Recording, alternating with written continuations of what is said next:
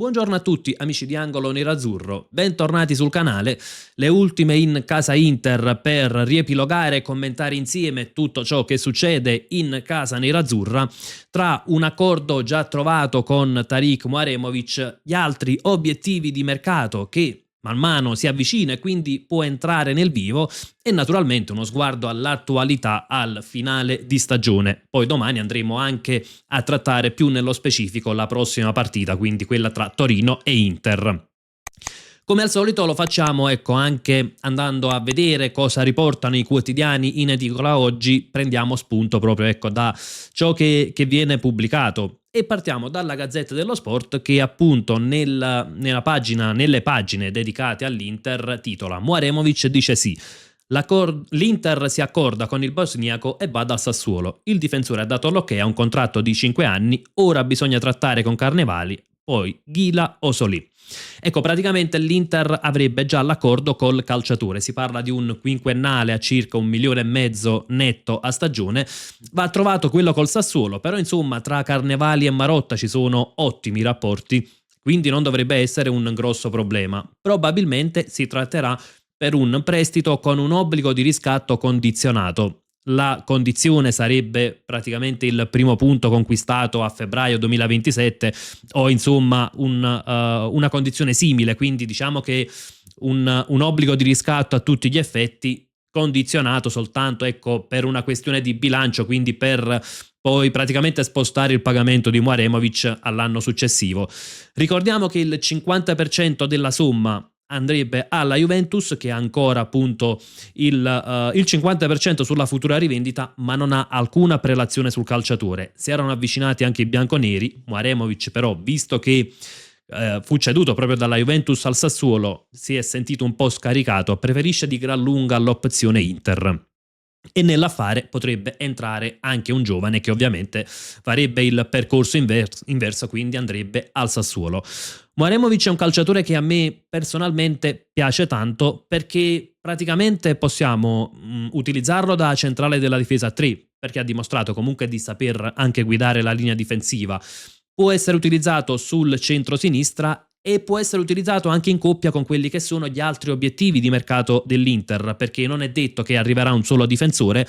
Ci sono infatti i nomi di Ghila e Solé che comunque vengono accostati all'Inter dalla Gazzetta dello Sport. Ghila sarebbe il preferito e per lui c'è comunque la situazione che del contrattuale va in scadenza nel 2027, quindi insomma la Lazio non dovrebbe chiedere una cifra di molto superiore ai 30 milioni, forse anche qualcosa in meno, ed è forse quello più completo.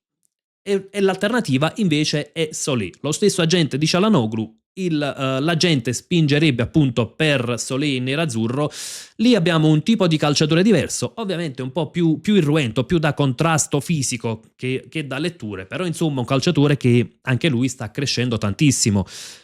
Molto dipende, secondo me, dal tipo di sistema di gioco che vorrà utilizzare l'Inter e naturalmente poi dal futuro di Bastoni. Su questo ci sono delle novità. Il giornalista Fabrizio Romano ha riportato che l'Inter sta continuando a lavorare sul 3-5-2 e che non sarebbero previsti cambi al sistema di gioco, quindi diciamo che ciò di cui si era vociferato qualche settimana fa sembra un po' perdere quota con un Inter che continuerebbe con lo stesso modulo, però portando delle caratteristiche differenti. In quel caso, secondo me, il nome di Solé sarebbe più appropriato perché, sebbene io abbia un po' un debole per Ghila, secondo me è un difensore moderno e uno dei migliori del nostro campionato, però Solé si adatta bene a fare il terzo di difesa, sebbene sia di piede destro, però insomma anche il terzo a sinistra può farlo senza troppi problemi e quindi avremmo l'alter ego di Bastoni o addirittura il sostituto. In realtà su Bastoni c'è sempre il Barcellona, però quello che arriva dalla Spagna, insomma le voci dei giornali spagnoli di sport in particolare, riporta di un Barcellona che avrebbe sì un principio di accordo con l'entourage, poi ovviamente sempre da verificare quanto sia vera la notizia, però il problema è trovare l'accordo con l'Inter. È per questo che poi più volte si è vociferato dell'inserimento di contropartite, però oggettivamente l'Inter non sembra interessata alle contropartite proposte dal Barcellona, anche perché diciamocela tutta, certo non erano fenomeni quelli proposti e quindi continua a fare il prezzo di 70 milioni. La mia sensazione è che alla fine probabilmente non si farà Bastoni-Barcellona proprio per lo scoglio legato alla valutazione dell'Inter e ad un Barcellona che comunque deve sempre fare molta attenzione appunto alle uscite, quindi la mia sensazione è che possa rimanere Bastoni. A quel punto l'Inter continuerebbe con la difesa a 3 e oltre a Muaremovic che sembra quindi molto vicino, poi c'è da valutare se serve un altro difensore, o meglio che tipo di difensore serve, perché arrivasse anche Solé per esempio con la permanenza di De Vrij che come dicevamo ieri non è esclusa, a quel punto il reparto difensivo sarebbe completo, Carlos Augusto diventerebbe l'alternativa a Di Marco, ammesso che rimanga. Sono comunque dei discorsi molto prematuri. Proseguiamo invece con quelle che sono le notizie successive che vengono appunto riportate dalla stampa. C'è Lazio-Inter sabato 9 maggio, è stato ufficializzato appunto l'orario di Lazio-Inter sabato 9 maggio alle 18, ci auguriamo però di arrivare lì già con lo scudetto in tasca e che possa essere soltanto una passerella.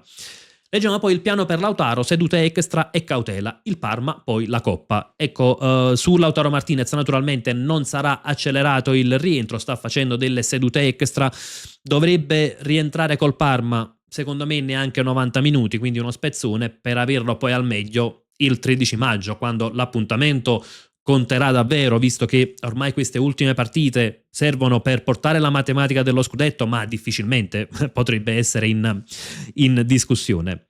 Proseguiamo anche con gli articoli successivi. Anche il Corriere dello Sport riporta Muaremovic all'Inter, ora Chelsea. Il giocatore ha trovato l'intesa su tutto, i club parlano per studiare la formula, prestito con obbligo e un giovane in nero-verde. Praticamente quanto abbiamo appena riportato, tra l'altro notizia che confermava anche il giornalista Fabrizio Romano, che ritengo sempre una fonte molto affidabile per quanto riguarda il calciomercato. Articolo successivo è sempre del Corriere dello Sport e si sposta invece il focus sul centrocampo. Stankovic Junior segna ancora, torna in estate. È infatti entrato nel tabellino dei marcatori nei 6 gol che il Bruges ha rifilato al Mechelen e ci sono pochi dubbi sul fatto che tornerà all'Inter. L'Inter eserciterà il diritto di recompra a 22 milioni dopo averlo ceduto la scorsa estate per 9 milioni e mezzo.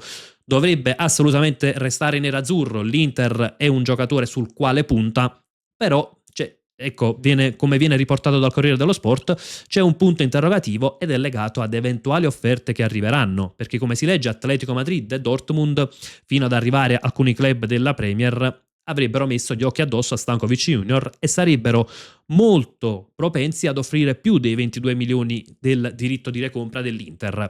Naturalmente con offerte folli l'Inter valuterà la cessione, è ovvio se arriva una big e propone 60 milioni per Aleksandar Stankovic, è chiaro che delle valutazioni saranno fatte, però in linea di massima ecco, l'Inter non prende il giocatore per rivenderlo, quindi se dovessero arrivare offerte magari di 40 milioni mi aspetto che vengano rispedite al mittente.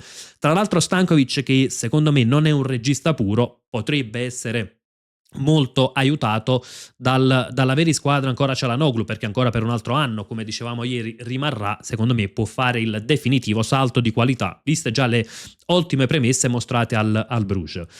Proseguiamo, come detto, con gli altri articoli. Sul Corriere dello Sport si legge Frattesi, l'estate per la rivoluzione. Anche qui ecco, si parla della cessione di Frattesi come avevamo letto già ieri, quindi è stata una stagione deludente, molto poco utilizzato, ha finito dietro nelle gerarchie. L'Inter già a gennaio lo avrebbe ceduto, però non è arrivata nessuna proposta di prestito con obbligo, quindi erano dei diritti di riscatto, si era vociferato della Lazio. Insomma, è uno di quelli che finirà sul mercato. Lautaro avanti adagio, ancora out col Toro, l'obiettivo è il Parma per la festa e la Lazio. Anche sul Corriere dello Sport ecco, vengono riportate le condizioni di Lautaro Martinez, che dovrebbe rientrare appunto per Inter-Parma di domenica prossima, domenica 3 maggio, partita che probabilmente sarà decisiva per lo scudetto o ecco, nel caso in cui poi dovessero incastrarsi gli altri risultati significherebbe la prima dopo la matematica, se dovesse arrivare in questo weekend, o come secondo me arriverà nel weekend successivo, però forse ecco già dalle partite di Napoli e Milan. Proseguiamo e c'è Tutto Sport che dice Inter c'è con Çalhanoğlu, accordo con Muaremovic per un quinquennale, sostituirà Bastoni e si cerca un uomo di fantasia in attacco, DAB è sempre nei radar. Ora facciamo un attimo un passo indietro prima di parlare di Koné e non ritengo molto attendibile, ecco, questo che viene detto, che Mouaremovic sostituirà Bastoni, semplicemente perché non è in dirittura di arrivo la cessione di Bastoni, mentre l'Inter sta già lavorando su Mouaremovic, quindi non credo che sia il sostituto di Bastoni. Su Diaby ci sono diverse fonti che riportano che l'Inter sarebbe sempre intenzionata a portare un uomo di fantasia in rosa. La domanda però che mi faccio è: se si continuerà col 3-5-2, dove viene posizionato Diaby? Viene messo come quinto, e quindi ancora una volta ci troviamo un quinto, tra l'altro con ogni probabilità a piede invertito, con delle caratteristiche poco inclini a fare quel tipo di lavoro. Mettiamo praticamente un calciatore fuori posizione.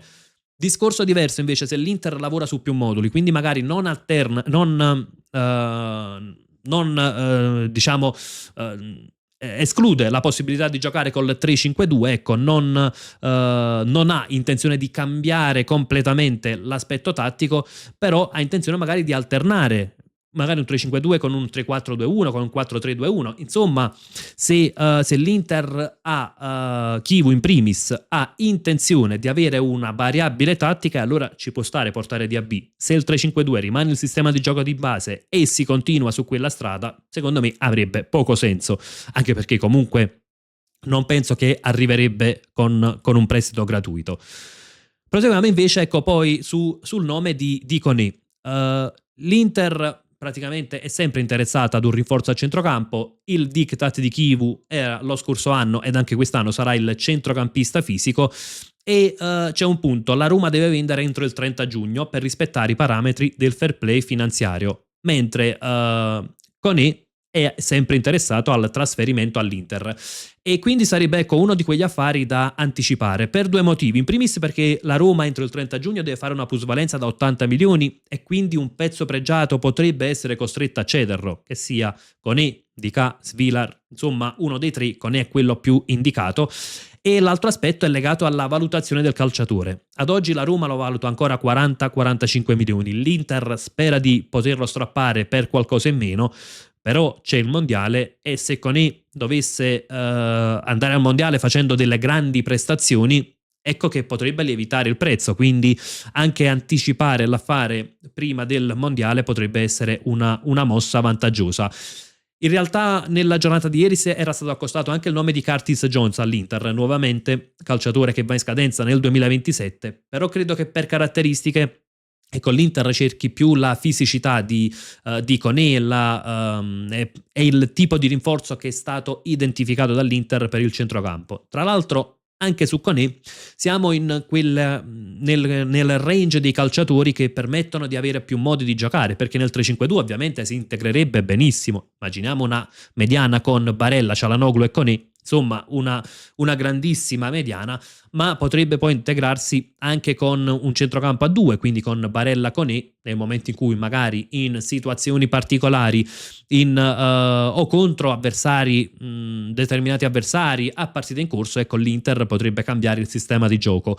In questo caso però il discorso è diverso con Diaby, perché Koné si adatta perfettamente anche al 3-5-2, Diaby secondo me farebbe fatica dal punto di vista tattico. Proseguiamo poi con gli ultimi articoli di Tutto Sport, e c'è questo che dice: incredibile, Dumfries è al quinto agente in 5 anni, vuole andare a giocare in Premier ma nessuno si è fatto avanti per lui. Praticamente l'agenzia con la quale, ecco, l'agenzia Epic Sports di Barat non ha più il mandato per la procura, ha soltanto i diritti d'immagine del calciatore. Attualmente l'agente sarebbe il papà Boris, ed è, come riporta Tutto Sport, il quinto agente in 5 anni, quindi con un Dumfries che potrebbe aver optato per questo cambio anche sempre con quell'idea di approdare in Premier League, che insomma non è sembrato mai troppo un mistero, ecco, l'idea di Dumfries di confrontarsi in una big europea in un altro campionato, però ad oggi non c'è nessuna offerta.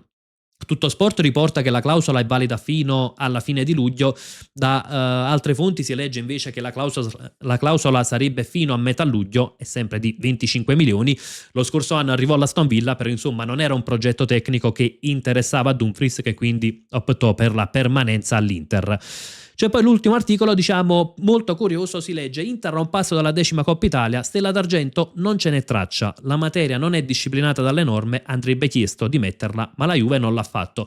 Ecco, non c'è una norma che disciplina questa Stella d'Argento di cui si sta parlando e diciamo non è automatico mettere la Stella d'Argento. L'Inter però potrebbe fare una richiesta alla Lega come qualsiasi cosa che non è appunto menzionata nei regolamenti, però in quel caso credo che la Lega non avrebbe nulla in contrario, come fu per l'epoca per la Stella, quindi la Stella per lo scudetto ovviamente, quindi insomma non sarebbe un problema, ma insomma non penso neanche sia uno dei punti principali su cui si sta concentrando la società Inter, insomma, e non sappiamo neanche se poi l'intenzione sarà quella di chiedere di apporre sulla maglia la Stella d'Argento.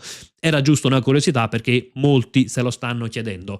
Concludo anche con quello che in realtà ieri era una notizia di Fabrizio Romano, ed è quella legata a Vicario. Purtroppo sembra che siano pochissime le chance di Josef Martinez di tenersi l'Inter, anzi la società lavora sempre su Vicario, c'è da trovare l'accordo col Tottenham. Io rimango del parere di valutare ancora Martinez fino a fine stagione e valutare la sua permanenza, come dicevamo ieri, però insomma la società Inter sembra di parere completamente opposto. Aspetto anche le vostre considerazioni nei commenti, sia sul nome di Umaremovic, che sembra molto vicino, anche se poi ecco l'accordo col Sassuolo ancora non c'è, però insomma non credo sia così complicato trovarlo. Eventualmente per un secondo difensore continuereste con De Vrij, oppure se preferireste ecco uno tra Ghila e Solé, il nome di Koné. Insomma, confrontiamoci sempre su tutto ciò che riguarda il mondo Inter, e come sempre io vi lascio proprio con un gran bel Forza Inter.